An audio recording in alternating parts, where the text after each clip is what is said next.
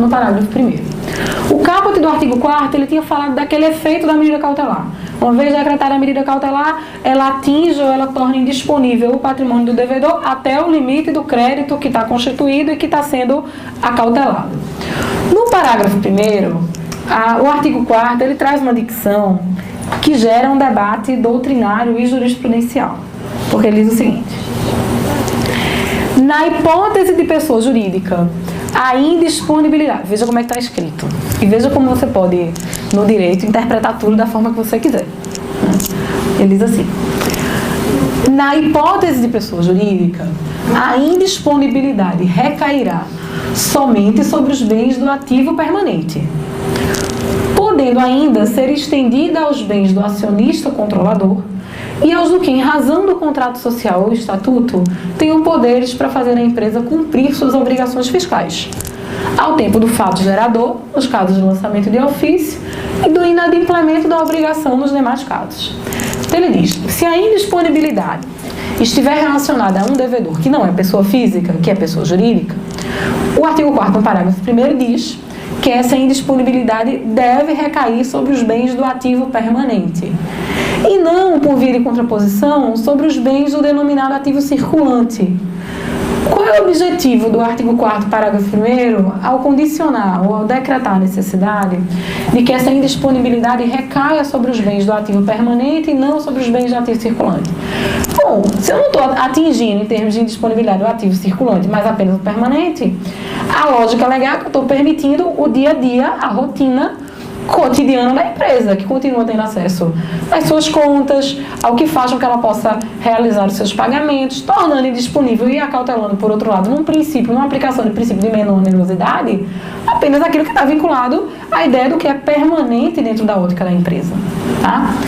Então não há que se questionar o propósito da lei aqui, que é de acautelar o interesse da fazenda pública, mas também minimizar o ônus para aquele determinado devedor que vai ter o seu patrimônio disponibilizado, dizendo que essa disponibilidade deve recair sobre o ativo permanente e, no primeiro momento, não em relação ao ativo circulante. Essa decretação dessa indisponibilidade, que pode cair sobre o ativo permanente, diz o dispositivo legal, ela pode ser estendida sobre o patrimônio daqueles sócios que tenham poderes de gerência e, portanto, de gestão dentro daquela determinada entidade. Isso decorre também da própria dicção da responsabilidade tributária, lá do artigo 135 do CTM. Né? Se eu sou sócio gerente, posso, evidentemente, sofrer responsabilização desde que cumpridos os requisitos que o próprio Código Tributário estabelece. Aliás, em relação a essa questão da responsabilidade, vocês viram que a jurisprudência do STJ evoluiu ainda mais. A jurisprudência do STJ ela se pacificou, vocês sabem disso, a gente fez só rever rapidamente. A jurisprudência do STJ se pacificou no sentido de que, no que concerne a essa responsabilidade tributária, o mero inadimplemento da obrigação tributária não é fator de responsabilização, né? É a súmula 430 do STJ. Ou seja, o mero fato da pessoa jurídica não ter pago os seus tributos não justifica como requisito para o redirecionamento que eu venha a atingir o patrimônio pessoal do sócio. Aí passou a dizer que, por outro lado, embora o mero inadimplemento não fosse condição de responsabilidade, a dissolução irregular da pessoa jurídica era a causa que permitiu o redirecionamento. É a súmula 435. Se a pessoa jurídica não funciona mais nos endereços que informou aos órgãos de controle, o oficial de justiça vai lá e constata por certidão que ela se mudou e que ela está em local incerto e não sabido, o fato daquela pessoa jurídica não poder mais ser encontrada e, portanto, ter se dissolvido irregularmente justifica o redirecionamento da execução para atingir o patrimônio pessoal do sócio gerente. A questão aqui é a seguinte: a jurisprudência do STJ sempre disse que esse sócio gerente, que era o sócio que podia ter o seu patrimônio pessoal atingido e, portanto, sofrer a responsabilização, ela sempre disse que esse sócio era o sócio do momento da ocorrência do fato gerador. Durante anos, mas ela disse, o sócio que pode ter o seu patrimônio pessoal atingido e que, portanto, pode ser objeto de responsabilização é o sócio que exercia poderes de gerência, de condução da pessoa jurídica no momento da ocorrência do fato gerador. Aquele sócio que entrou na pessoa jurídica depois da ocorrência do fato gerador, se ele não era sócio gerente na data da ocorrência do fato gerador do tributo que está sendo cobrado dessa execução fiscal, ele não pode ser objeto de redirecionamento. Só que aí, quando a STJ criou as duas súmulas, né, 430 e 435, e passou a dizer que o mero inadimplemento não justificava, esse entendimento ele tem que perder aplicabilidade. Porque se eu responsabilizar sempre em relação ao sócio gerente, que era o sócio gerente na data da ocorrência do fato gerador, Muitas vezes aquele sócio-gerente que era o sócio na data da ocorrência do fato gerador já não mais será o sócio-gerente no momento agora da dissolução irregular. Então imagine que houve um fato gerador, o sócio-gerente era A. Esse sócio-gerente ele foi excluído da empresa. Posteriormente, após a exclusão do sócio-gerente A, eu tenho agora um novo sócio-gerente que é B e a empresa se dissolve regularmente. Se eu determino o redirecionamento da execução para o sócio-gerente A, que era aquele que era o sócio-gerente na data da ocorrência do fato gerador, a justificativa, o fundamento do redirecionamento não é de solução irregular. O fundamento do redirecionamento é o inadimplemento. Como é que eu posso dizer que o fundamento do redirecionamento para ele é de solução irregular se ele não estava mais na pessoa jurídica na hora que a empresa foi dissolvida irregularmente? Percebe a lógica do raciocínio? Então, depois que o STJ editou a súmula 435, que admite agora o redirecionamento na dissolução irregular, ele tem alterado a sua jurisprudência para dizer que, uma vez admitido o redirecionamento da execução fiscal com base na dissolução irregular da empresa, o redirecionamento tem que se dar em relação ao sócio-gerente do momento da dissolução e não em relação ao sócio-gerente que era sócio-gerente na data da ocorrência do fato gerador. Compreendeu? Se o fundamento do redirecionamento é a dissolução, eu responsabilizo e atinjo o patrimônio pessoal de quem era o sócio-gerente na data da suposta dissolução e que, portanto, praticou a infração à lei, dissolveu irregularmente a pessoa jurídica sem cumprir a legislação civil e comercial. Qual é o problema disso? É a fraude. Fraude, né, meu amigo? Eu sou, então, o sócio-gerente na data da ocorrência do fato gerador. O fato gerador acontece, eu não pago o tributo, eu sei que o mero inadimplemento da obrigação tributária não admite o redirecionamento, porque isso é pacífico na jurisprudência do STJ, eu vou então agora sair da empresa. Como é teu nome? Marcela. E aí eu combino com Marcela.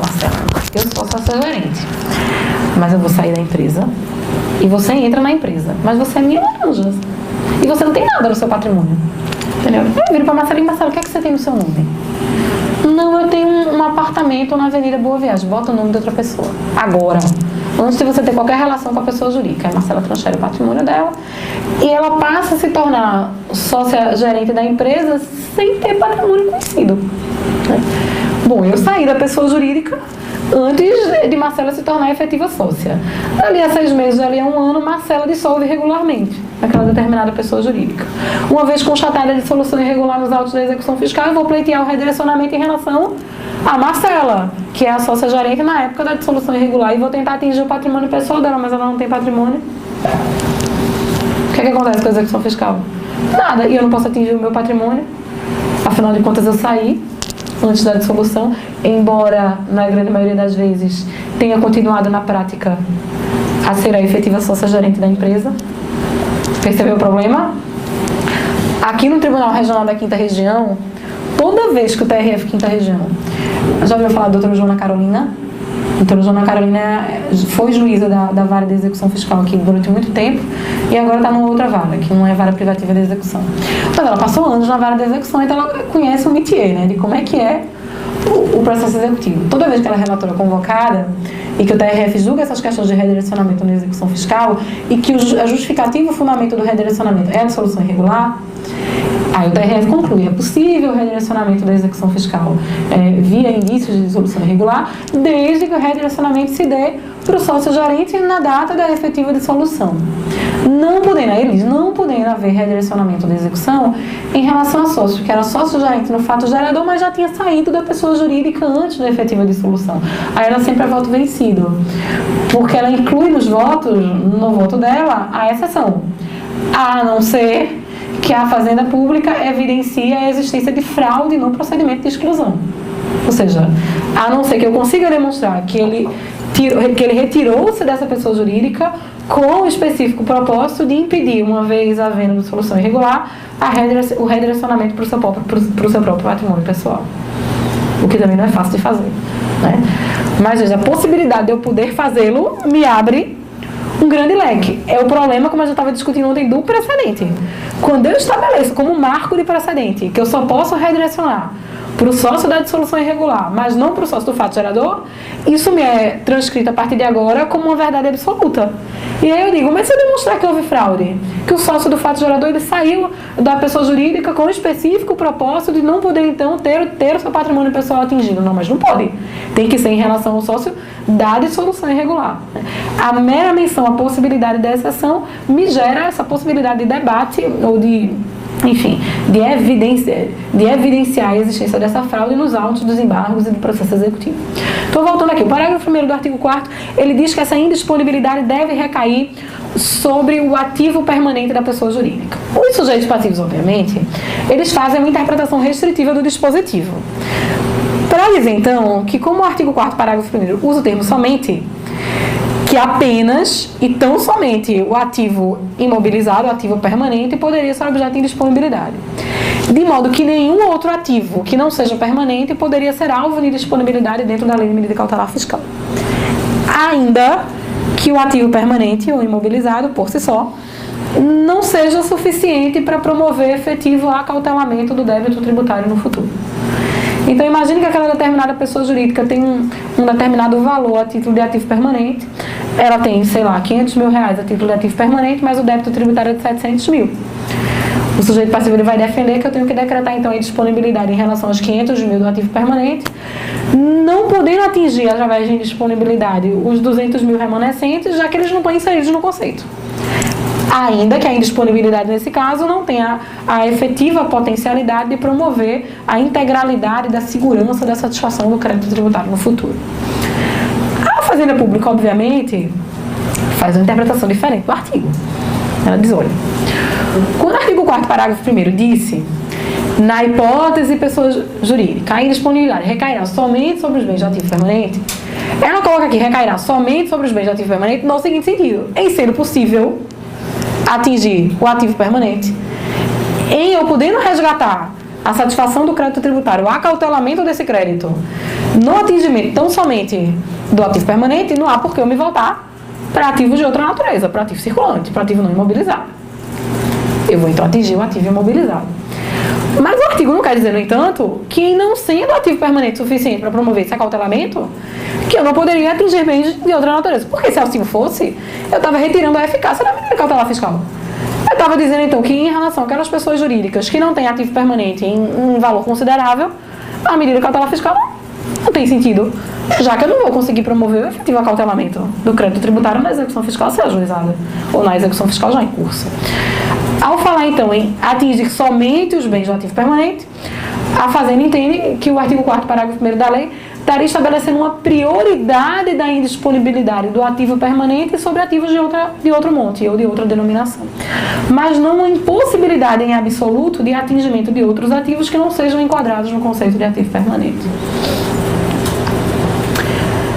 Esse tem sido, graças a Deus, um entendimento majoritário nos tribunais. Vou lhe mostrar alguns precedentes. Processual civil, tributário, recurso especial, medida cautelar, artigo 4º, parágrafo 1º da lei. O artigo 4º, parágrafo 1º da lei 8397 de 2002, que disciplina a medida cautelar fiscal, põe a salvo do gravame na indisponibilidade os bens de pessoa jurídica que não integrem o seu ativo permanente. Todavia, essa é a regra, deve ser assim, é o adequado, é o esperado, é o que a lei quer. Todavia, em situações excepcionais, quando a empresa estiver com as suas atividades paralisadas ou não forem localizados em seu patrimônio bens que pudessem garantir a execução fiscal, esta Corte vem admitindo a decretação da indisponibilidade de bens de pessoa jurídica, ainda que estes não constituam o seu ativo permanente, em mecanismo de exceção. O segundo, nos termos do artigo 4º caput, parágrafo 2º da lei 8397, a decretação da medida cautelar fiscal produzirá de imediato a indisponibilidade dos bens do requerido até o limite da satisfação da obrigação, sendo que a indisponibilidade patrimonial poderá ser estendida em relação aos bens adquiridos a qualquer título do requerido ou daqueles que estejam ou tenham estado na função de administrador. Aí ele vem. Deixa eu botar para cá. Assim, essa turma tem entendido que não configura violação ao artigo 4º, parágrafo 1º da lei, a decretação de indisponibilidade, veja, de créditos securitizados do programa Política de Equalização de Preços do Álcool, do Açúcar e do Álcool. Isso, obviamente, não é bem do ativo permanente. Eu estou indisponibilizando crédito a ser recebido em programa de incentivo fiscal. Se a empresa executada, usina açucareira, não indicou bens que se prestem a suficiente garantia do crédito fazendário, a presunção de legitimidade do crédito tributário, de onde é que vem essa presunção de legitimidade do crédito?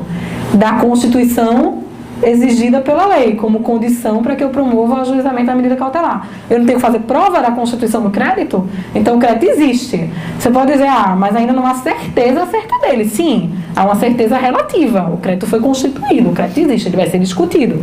É verdade.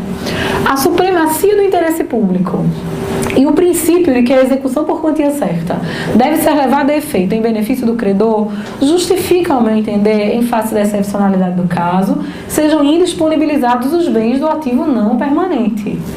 Expôs o entendimento de que o artigo 4º, parágrafo 1º da Lei 397, não tem por objetivo tornar inatingíveis bens de pessoas jurídicas que não estejam em atividade, posto que não integrantes do ciclo operacional da empresa.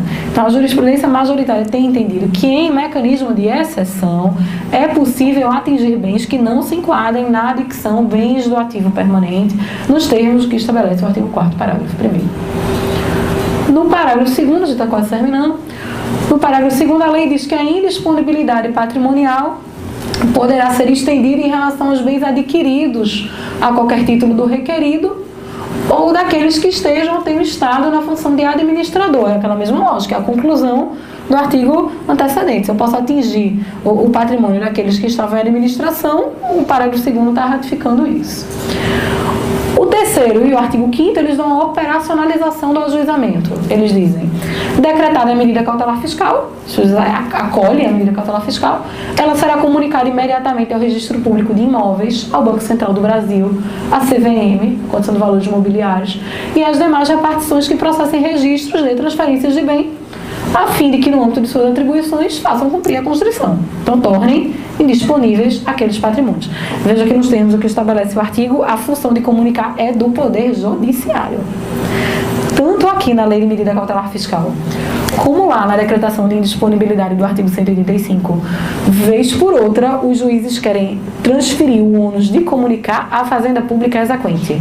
A jurisprudência do STJ é pacífica, reiterada e consolidada, no sentido de que o que concerne ao artigo 185, e a lógica aqui é a mesma, porque é o que a lei determina, o dever de comunicar é do Poder Judiciário.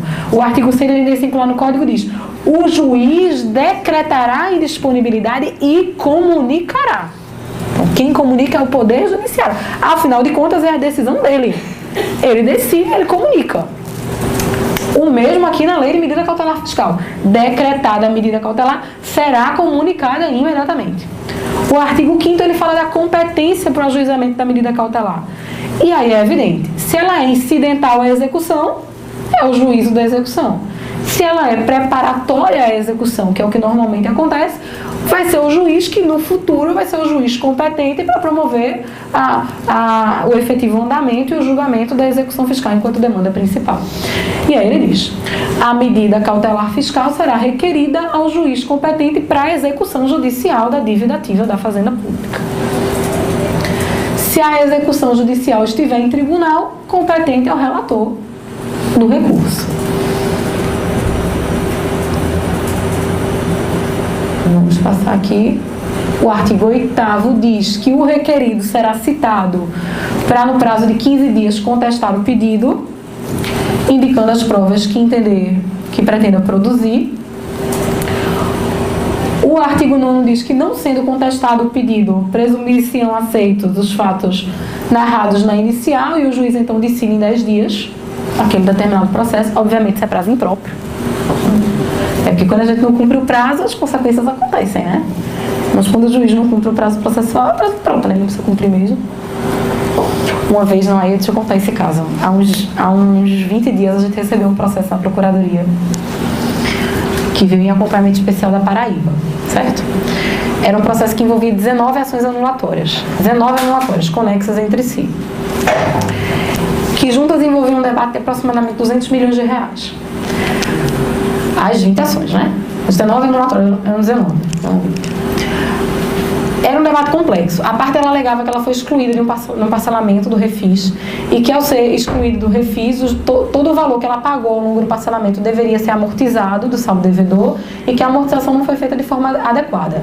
Imagino que você discutir amortizações de aproximadamente 200 milhões de reais ao longo de 20 anos em 19 ações anulatórias conexas. O que normalmente é feito no sistema informatizado teria que ser feito naquele caso concreto manualmente para você verificar a correção e incorretude do sistema. Aí, numa determinada fase do processo lá na Paraíba, o juiz remeteu os autos para a Procuradoria da Fazenda, para que ela se manifestasse sobre a prova pericial produzida no processo. E remeteu os autos assim: remetam-se os autos para a Fazenda Nacional se manifestar acerca da perícia, ponto. Ponto. Só que a prática, no dia a dia da condução dos processos da União, é que o juiz ele determina o prazo, mas esse prazo, quando não é um prazo peremptório, no sentido de prazo judicial, ele é um prazo negociável. Então, por exemplo, fale sobre a exceção de executividade em 30 dias, você leva com 35, em 40, e normalmente isso não causa prejuízo, porque afinal de contas isso não é prazo legal. Prazo para se manifestar sobre a exceção de executividade não é prazo legal. A exceção de executividade ela é ela própria uma construção jurisprudencial. Ou então a vara dá uma ligada e diz: olha, devolve o processo, já está aí há muito tempo, vamos dar andamento nisso. Eu não coloquei prazo, mas também não é para ficar aí 6 meses, né? Vamos agilizar isso daqui. Pois bem, ele mandou os autos e não especificou o prazo. No 5º dia, ele requereu o processo. Por que ele requereu o processo no 5º dia? O que é que diz o Código de Processo Civil? No artigo 183. Se o juiz não especifica prazo, o prazo é de 5 dias. Aí requereu o processo. O colega devolveu o processo e ele entendeu que o colega não podia mais se manifestar sobre a perícia, porque afinal de contas ele deu o prazo e ele não se manifestou.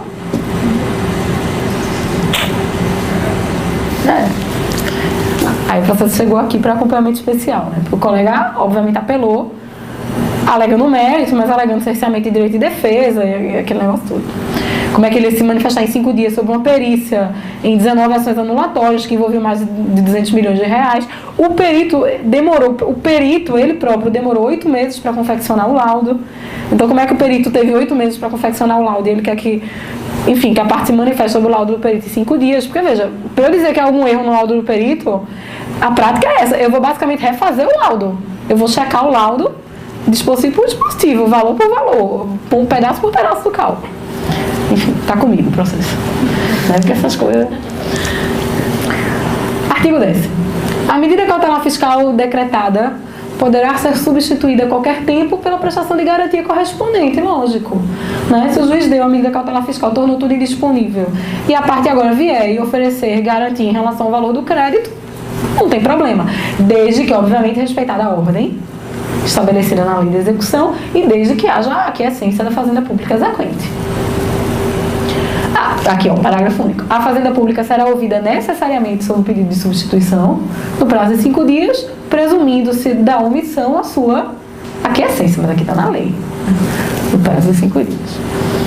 O artigo 11 a gente já trabalhou, quando ela for preparatória da constituição definitiva do crédito na instância administrativa, eu devo então ajuizar a execução fiscal principal no prazo de 60 dias, sob pena de que a medida cautelar ela perca a sua eficácia. E por fim o artigo 13, que diz que a medida cautelar perde a sua eficácia.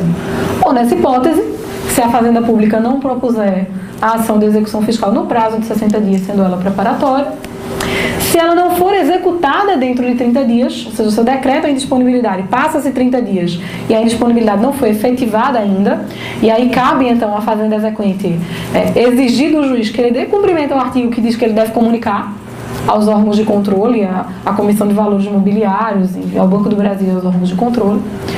Se for julgada extinta a execução judicial, ele está partindo do pressuposto aqui de que a medida cautelar está sendo incidental à ação judicial, ela foi pedida durante o processo de execução. Se eu extingo então a execução, não há sentido na manutenção da medida cautelar, e se o requerido pagar o débito, obviamente, que não acontece. Parágrafo único. Se por qualquer motivo cessar a eficácia da medida, é defeso à Fazenda Pública repetir o pedido pelo mesmo fundamento. Então, se cessa a eficácia da medida, eu não posso repetir o pedido pelo mesmo fundamento. Razão pela qual é absolutamente importante que você ajuize a ação de execução no prazo de 60 dias com prazo da Constituição definitiva. Se você não o faz, ocorre a perda da eficácia da medida cautelar e eu vou ter que buscar um fundamento diferente lá no artigo 2º, uma outra situação fática a justificar a reproposição daquela medida. E por fim, o artigo 15. O indeferimento da medida cautelar fiscal não obsta que a Fazenda Pública intente a execução judicial da dívida ativa, Nem influi no julgamento desta. Claro que não, ela é uma medida preparatória de acautelamento. Eu não posso, pela medida cautelar fiscal, estar impedindo de ajuizar a ação, até porque seria ilógico. Eu estou ajuizando a medida cautelar fiscal para cautelar o patrimônio com o propósito de ajuizar a demanda principal, que é a execução fiscal, e transformar aquela indisponibilidade em penhora nos autos da execução. Nem influi no julgamento desta, salvo se o juiz, no procedimento cautelar fiscal, acolher a alegação de pagamento, de compensação, de transação, enfim, de causas distintivas, de remissão, de prescrição ou de decadência, hipótese de extinção. Evidentemente, se o juiz entende na medida cautelar que houve pagamento do crédito, eu não tenho agora como ajuizar a execução fiscal para promover a cobrança de um determinado crédito que judicialmente foi reconhecido como pago.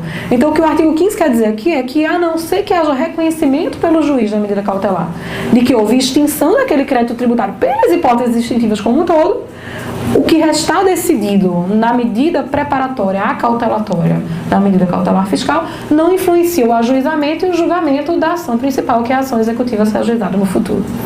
Tudo bem? Terminamos a medida cautelar. Vamos dar intervalos de 5 minutos para ir no banheiro.